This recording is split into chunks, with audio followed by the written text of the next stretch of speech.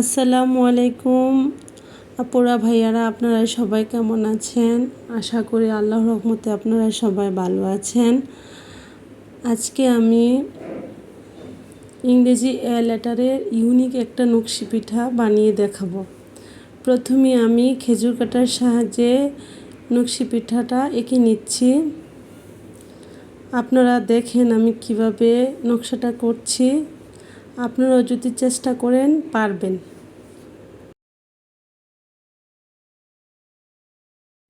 তারপর আমি চিমটি বা এটা কী নামে ডাকে আপনাদের অঞ্চলে আমি জানি না, এবার সুনের সাহায্যে আমি মাঝের এই ডিজাইনটা করে নিচ্ছি।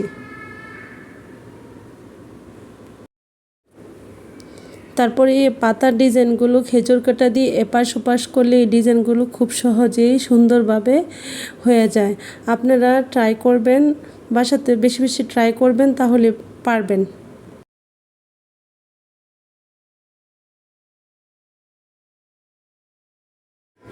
পিঠার এই সাইডের ডিজাইনটা করার জন্য আমি কলমের মুখ দিয়ে ডিজাইনটা করে নিচ্ছি। তারপর সুন্দর করে আস্তে আস্তে এই সাইডে খেজুর কাটা দিয়ে সুন্দর করে কেটে নেবেন, তাহলে পিঠাটা সুন্দর হয়ে তৈরি হয়ে যাবে।